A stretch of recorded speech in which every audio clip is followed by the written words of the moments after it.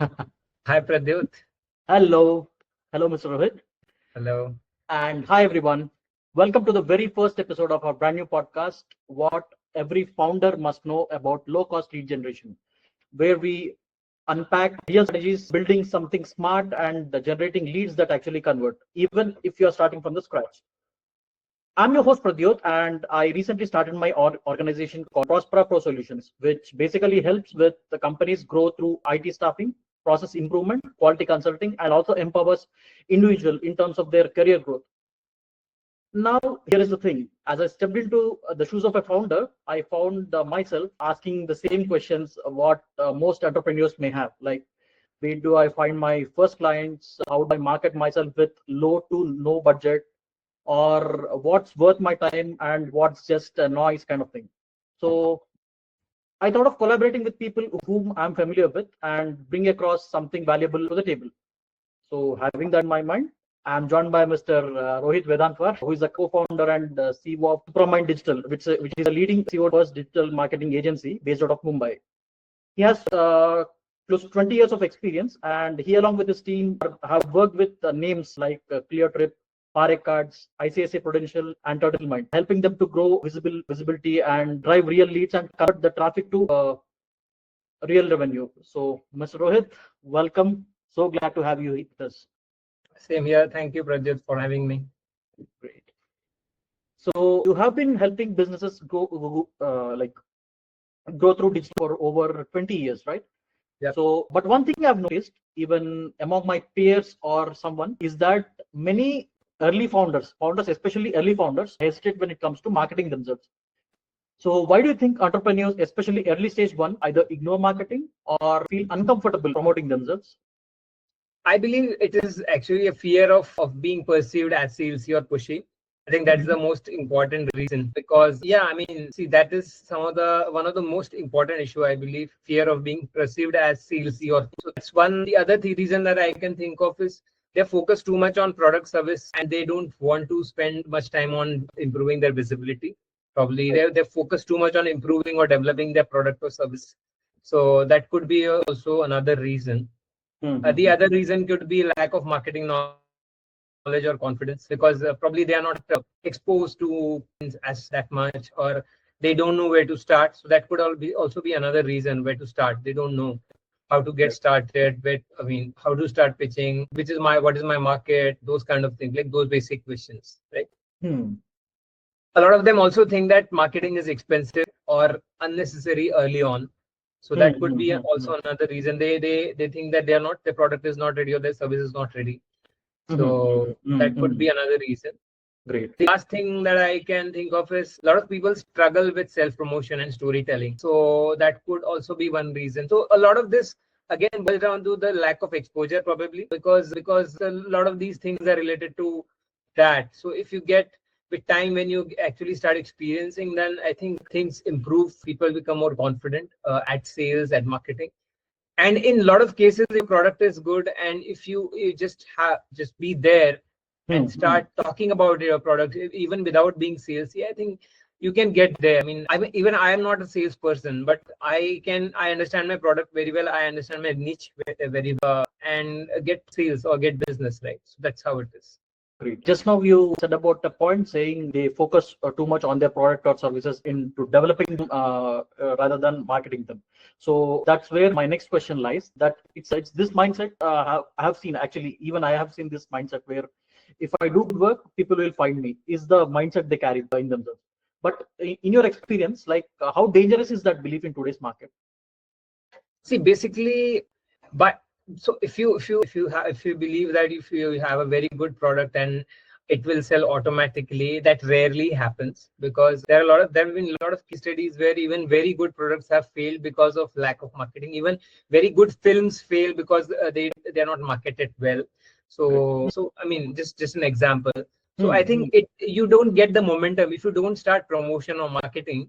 You won't ever get the kind of momentum you need to basically grow, right? So that is the most important thing.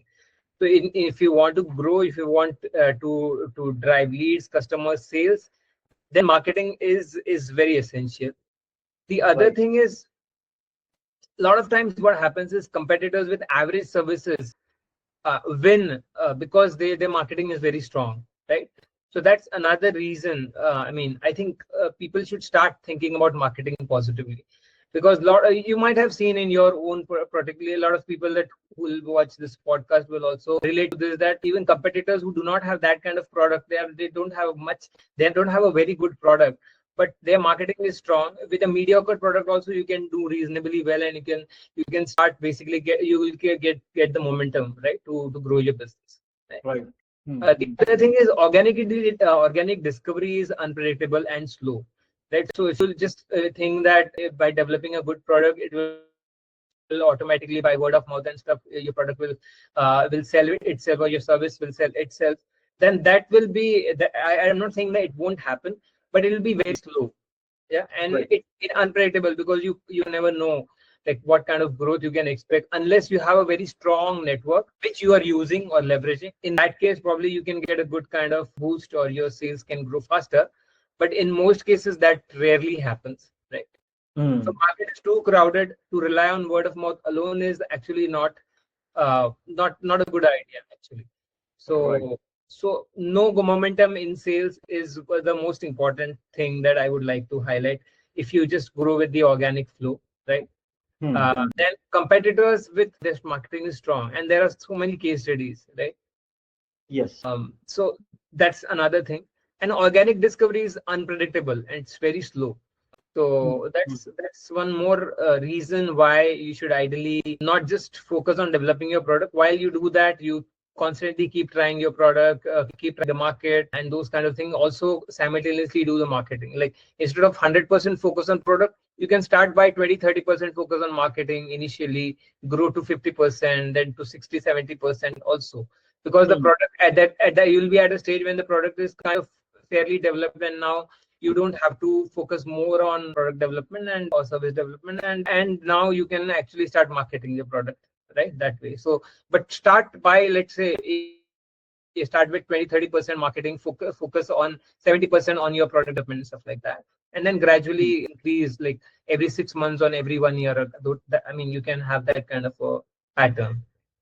Right. So this also answers my next question of why proactive marketing is no longer an optional, and what stake when entrepreneurs delay it. You happen to cover it. Like if I have to put it in this way, even an average marketing, even an average product or service can do well if they market themselves. Absolutely. Right. See, it builds authority and trust basically when you start marketing, right? Right. So it builds authority and trust. That's very important. The other thing is delayed marketing is equal to missed opportunity and slower momentum. Correct. Right. And competitors take the lead if you remain invisible. That's also a very most important reason. So without visibility, even the best offerings remain unknown. Yeah. So that's how it is. Right. So if we enter into the segment of lead generation on a budget or practical steps to get leads with little no money, if I'm starting a business like with zero leads or zero budget, what are the 3 things I should immediately focus on or taken into criteria? See, the first and the most important thing, primarily, since we are talking B2B, I'm assuming we are talking B2B. So optimize and complete LinkedIn profile. That's the most important thing, because you are into HR and consulting, right? So I believe optimizing and completing your LinkedIn profile, your headline, banner, bio, those things are critical. Right? Use ChatGPT or Gemini to come up with a better version of your LinkedIn profile. Look at your competitors, look at your peers, and see what kind of headlines, banners they are using, and try to come up with something similar or better than theirs, right? So that's one most important thing. The second thing that I would like to probably add here is that actively directly messaging your potential clients, around 10 to 12 potential clients on a daily basis, right? So that's also one of that could be the second point that I would like to make: actively direct messages to approximately 10 to 12 potential clients. The third thing that I would like to add is share value posts or tips 3 times a week. Build authority, right? So you keep posting 3 times a week, share your stories, success stories, share informative content about your industry, for example, or something that could help your prospects actually to improve their life, to speed up their work, those kind of things. Share things that are basically stat driven content and those kind of things, right? So that is also used, that could also be useful, right? So share something that's useful, that can save their time, that is related to your industry, right? And that's informative, not salesy. Don't just share your offers or packages, those kind of things, because that won't be that you require, right? So those are the three things basically. Directly message your customers, at least have a fixed schedule on a daily basis. You keep messaging them, find the right prospect, and share a company profile and those kind of things. The other thing could be profile, your heading, by a banner, bio, those and that. And the last thing would be keep posting informative stuff, useful stuff about your industry, about the services that you offer, at least the niche that you are into. So keep posting about that to build authority. That's very important. Great. So we just spoke on top things that immediately we should focus on. And now, what are some no-cost or low-cost lead generation methods that services businesses like mine can start using from today? So no cost would be LinkedIn outreach is very is the low cost thing that I can think of right now. Outreach, find the right prospects, message them, discuss posting consistently on your social profile, which is particularly LinkedIn, or if you're a B2C company, then on the other platforms like Facebook and Twitter, posting consistently about useful content, informative stuff about your business, your services, your industry on these platforms help definitely to build your authority. Then if there are relevant WhatsApp groups or FB groups about around your niche, right? So join those groups. So there are a lot of groups available on LinkedIn, also Facebook, also WhatsApp groups are also available. Telegram groups are also available. So if there are relevant groups, then definitely you should join them. You can ask for referrals from network and past clients. So that's also one thing that you can do, no cost, obviously. The other thing is, initially you may have to offer free audits, consultations, or value sessions initially. So just see if you have people who are even remotely or slightly interested in your product services. Ask them if they are interested in a free audit or a free consultation, or a 1 hour session, value session, right? So those kind of things. So you can try that also.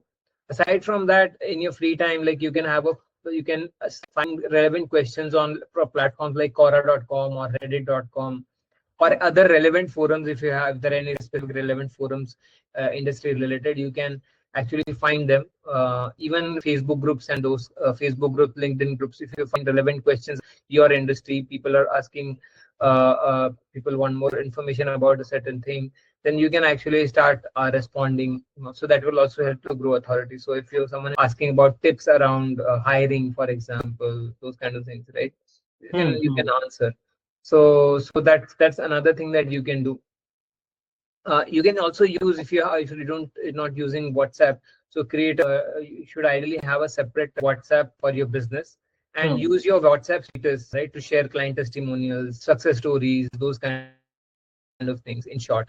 So that's also something that you can do. Create a simple PDF checklist or guide as a lead magnet, because so that's also something that you can actually start sharing along with your informative stuff, right, on different social platforms. So you can use ChatGPT, Gemini, but don't just share any random thing, but make it spend some time, develop something meaningful, develop something useful for your community, for your industry, right? So and then you can basically you can use that as a lead magnet on your website, in your email, also on social media, even in the posts that you do, right? So those kind of things. And then aside from that, you can also leverage your email signature with with a strong call to action. Like you can even that attach the lead magnet along with in the emails that you're sending, right? So you can embed that in your signature.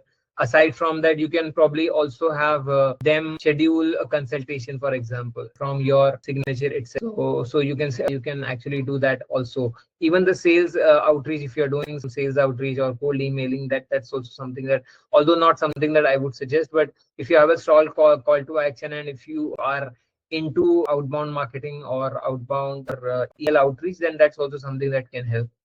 So adding a strong call to action in your email signature. So that would be around free consultations, free audits, value sessions, or even if you have created a very good lead magnet like a PDF or something which could be useful to your industry or to your prospects, then I think that's something that you can do. And the last thing that I would suggest is, and the most important probably, is network at local events or co-working spaces. That's also something that you can be trying. So may not always be very relevant. A lot of small businesses or other business owners are involved, I think, or even marketing people, HR involved. I think you can join them. Right? So co-working space is also a good way to actually get started. Like you get to meet a lot of startups also you can find when you basically attend co-working spaces and stuff like that. So yeah, so those were some of the points that I would like to mention. No, low cost or no cost. I think most of these are like no cost only. Right. So when we talk something about, you mentioned about networking events or networking things.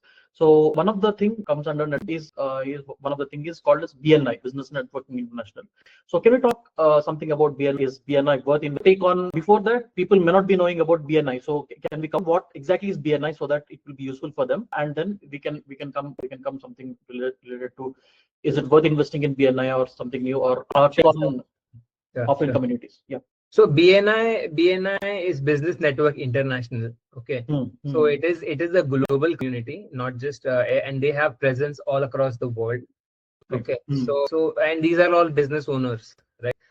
So I think it was founded by a US-based person, a business owner, and that is how it actually started from the US, and gradually it grew to network, right? So these people actually, so BNI, these people actually meet on a weekly basis. They they talk about their business, they share referrals, they pass referrals on the weekly meeting. Also, they connect on over breakfast and or tea, and basically share about their business, talk about their business, how to grow it, share leads, referrals, and that is how it is basically. So that is BNI, right? Network. So even if you are part of a BNI India, and if you are on a business trip or something and you visit US, for example, and there's a BNI BNI network or BNI meeting going on, you can actually schedule this thing, as you can visit the meeting as a guest. So that's the beauty about of BNI. You can actually attend any meeting as a guest in any part of the world if you are part of, and you can also, even without attending meetings through their platforms, through their portals, you can actually connect with someone who you find relevant, or prospect probably, or even referral partner. You can contact them through BNI's Connect portal. So you get access to a BNI portal that you can actually connect with any BNI member across the globe, right? So that's the beauty of BNI. Now talking about whether it is good, whether it's worth joining, I strongly suggest, because it's not just for getting referrals, it's also to build your confidence. It's also to understand what kind of, like, you basically need to develop yourself, right? You need to develop your marketing skills, your confidence, the understanding of the business, right? So all those things you can actually develop, not just your business, but you can also develop as a person, as a salesperson, or as a marketing person. Your skills, your talking skills, right? Your communication skills, you can improve by joining BNI. So that's the best thing about BNI. So it will help to build trust, basically, right? So it is great for referral and relationship building, right? So the other thing is, it's basically ROI. A lot of people talk about ROI, but I think in business, initially, I understand ROI is important, but most businesses require 100-day, I think 2 to 3 years to actually start making profits, right? At least 2 to 3 years, right? So that's 1,000 days approximately, right? So thinking about ROI is good, but I won't say you won't make sales with BNI. You depending on your niche, depending on how well you participate in those meetings, how well you present your business, whether you're able to establish trust within your network or within your community. A lot of those things depend on that. So there are a lot of variables, but yes, BNI can get you good ROI also if your business is something that is basically in demand. A lot of like, for example, website related businesses get the agencies who develop websites, or agency that of social media, for example. So these services are now trending, right? So these services, even HR, I believe people who want to hire, they might want to use your services. So HR is something that, because business owners want to hire someone, and if they can use your services for that. So these services are commonly on demand or in demand, right? So it's definitely something that should try. Great. So also many platforms offer paid visibility. So should I buy LinkedIn packages or boost post, or is there any way to spend that initial 10,000 of my money? Can you suggest any ways to spend that initial amount? So firstly, I think I think the problem with the strategy in most cases is that they spend blindly on boosting posts, particularly on Facebook or other social media platforms. So that needs to be stopped. Okay, you can create build a simple landing page with a strong offer. So that's something that I can suggest. Right. Right. Then run search ads with the relevant keyword that you want. So for example, if you're a you are into HR consulting in Hyderabad, so you can actually run ads around keyword, like if someone searches for HR consulting Hyderabad in Google, they should see your ad, your contact number, your website, and when they click, they should land on your website or a landing page, right? So that's something that I would suggest. I think if you want to spend your money, that because these are high intent leads, right? High intent. So high intent, I would say high conversion. See, these are inbound leads. When someone searches in Google, the kind of lead that you get are actually the conversion rate could be very high, depending on how well you're marketing or how well you're targeting your ads and stuff like that. How good your landing page is, how professionally you're able to present your company as such. But the point here is by using Google search, you actually attract inbound leads where the possibility of conversions is very high. So you can, I think you should try that. A lot of people, even on a small budget, because the budget you can start with 500 rupees per day also, so not a problem. So probably you can limit your reach initially and then see how it grows and gradually increase your budget, because you need to try things before you know what's working, what not working. Because in most cases, I think even if you have a budget of 10,000, for example, you can actually, if you run search ads correctly, there's a possibility that at least one of those leads, one or two leads would convert. There's a high possibility because Google search ads are very high intent, basically. So that then you can use your budget to create a lead magnet or case study, right? So that's also another way of use. So you don't have to hire a creative guy, for example. Creative in the sense you can hire an expert who understands design or Canva, for example. And you can create a very good lead magnet that can be used at different places on your LinkedIn or in your email signature, on your website, social media posts. So right, you can create a very good lead magnet or a case study. So do that. The other thing that you can do is focus on generating leads, not just impressions. I think that's the most important thing, because by spending on social media, in most cases, you will not end up getting leads that will convert. So spend on platforms like search ads, for example, where the intent is high and you can actually start making some sales, right? So just by boosting posts, you are not going to make sales, right? And that's not going to add to your revenue. So stop spending on things like boosting posts and stuff like that, and start spending on search ads or even Google My Business ads. Those are much more relevant, much more useful, and they can actually get you much conversions. Great. So if we have to build our digital foundation, be it website, SEO, or Google, like how to set up a strong, scalable digital visibility. Like if I'm starting my carving business, for example, and I want to build a website, what are those three must-haves to make sure that it brings leads? See, the first and the most important thing is having a clear call to action about the fold on your website. Book a call, get a quote, get a free audit, get free consultation, whatever. Have a very clear call to action, or download your case study, whatever it is. Right. So that should be above the fold. Okay, above the fold means when someone opens your website, they should ideally see it in front of them, the call to action clearly. Right? Trust signals. So testimonials, case studies, client logos, these are very important. Right.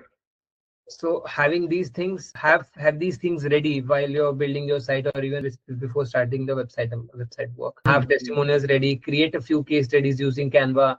If you don't have clients probably you may have to initially, like we discussed, you'll have to offer free consultations and those kind of things, right? So Right. these things are critical, because someone will only work with you if you able to basically trust you, right? So by Right. that trust comes from your testimonials, your case studies, your client logos. So that's how you build trust, right, with your website. The last thing is mobile optimized and fast loading design. So that's also important. Your website needs to be mobile optimized, because now in most cases the most of the searches that are happening, right, like they're happening on mobile devices, right? Right. And Right. the Google algorithm is also more inclined towards mobile fast or mobile optimized websites, right? So it needs to be fast loading. It needs to have a clear call to action. You need to have trust signals like your testimonials, case studies, client logos. So these are the three must-haves when it comes Right. to website. Yeah. Hmm. Right. So if I have to like, how do I implement my basic SEO if I don't have a digital team? Any steps for that if I have to start it myself? If you recommend? See, the most important thing is your location and your service. So that combination, right? So if you are into HR consulting, right? So you can, or IT recruitment, for example. So IT recruitment Hyderabad. So this is your keyword, Correct. and that is the foundation of your SEO. Okay. So Right. your location and your main service, just come up with all possible variations of all the services that you offer, and combine it with the locations that you service, right? And make those combinations, and those are your keywords. Now you Right. can use keyword tools like Keyword Planner or Uber Suggest. These are some free tools which to identify the relevant keywords. Along with, you can also understand the monthly search volume of those keywords and stuff like that. Hmm. So that is the first step, which is identifying the right keywords. Without doing that, you should not start SEO. Okay.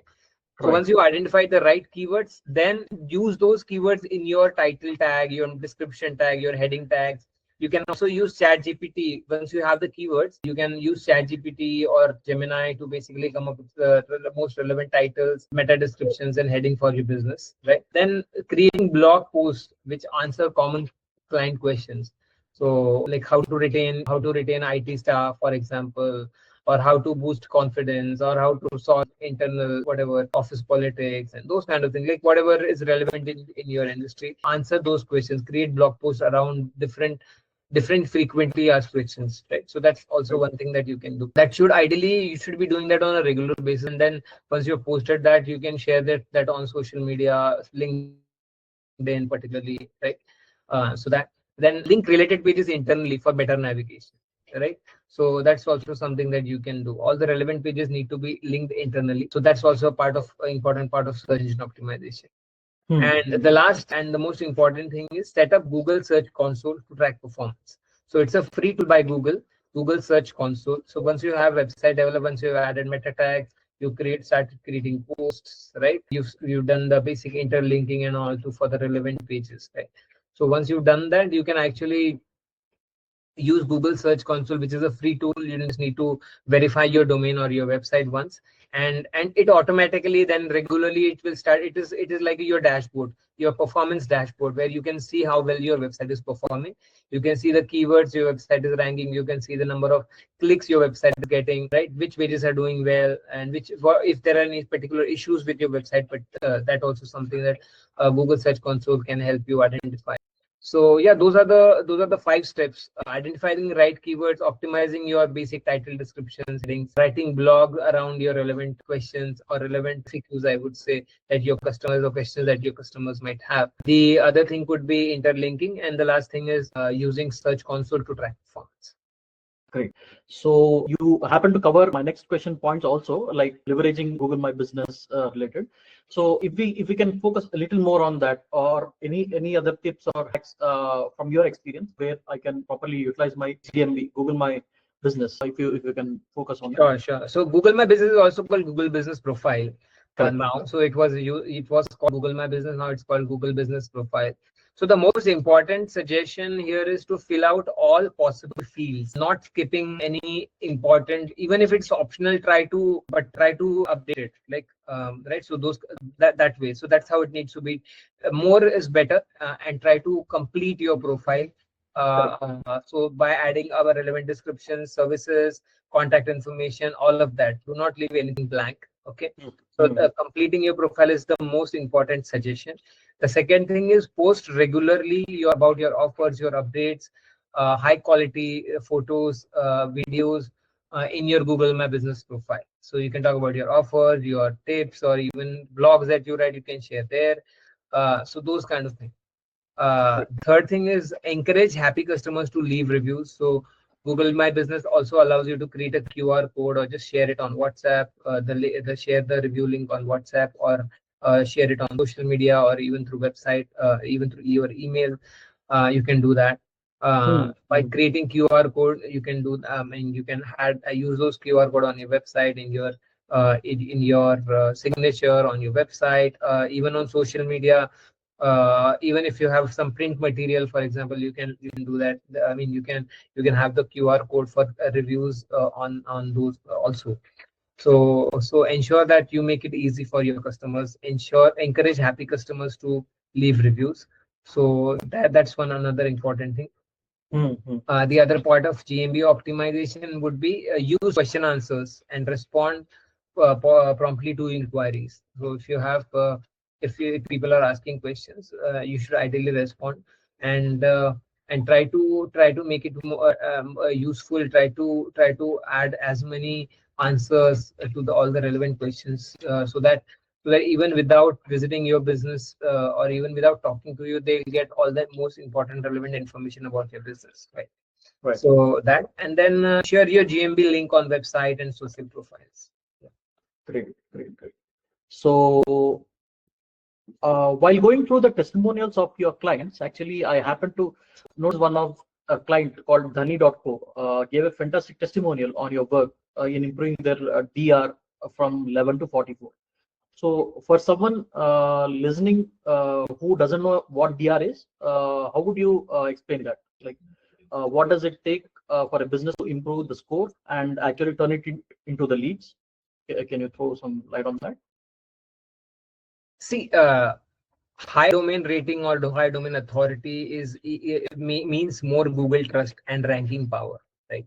So high domain authority or domain rating would leads to better trust by Google algorithm, and that also helps you to rank better, right? So that's the most important thing about domain authority, right? It is a very I mean, we can go deep also, but I'm just talking about the most important things about domain authority right now. Quality backlinks from trusted websites improve these metrics basically. So if you get quality backlinks, right, from trusted websites, like even news websites, other relevant websites from your industry, for example, right, other blogs from your industry, for example, right. So your partner's website, for example, you can get backlinks from them also. So that is how you build trust, by building quality backlinks, and that's how you improve the domain authority of your website. Right. So better domain authority, by having a better domain authority, it helps you to rank better, basically, right? So it helps you to outrank competitors for your targeted keyword. That's also a very important part of SEO or search marketing, right? So it helps you to rank better by improving domain authority. You can rank better than your competitors for your relevant keywords, for your target keywords. And then the third thing is it builds long-term SEO strength and credibility, right? So by building long-term SEO strength, you basically just by creating relevant pages around different products and services, your keywords or your pages will start ranking in Google search. So that's the beauty of.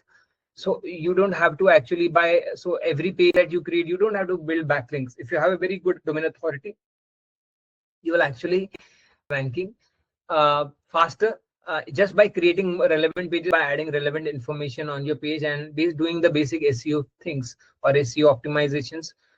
Your pages can start ranking. So if you offer 10 different services and you have 10 different pages around all those services, those pages can actually start ranking if you have a very good domain authority. So that's the beauty of improving your basically domain authority. This actually brings to the end of today's session.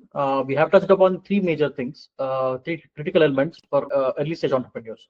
One, understanding the mindset shift between around marketing, and the second is exploring low cost lead generation strategies, and the third is building the right digital foundation to actually attract and convert the leads.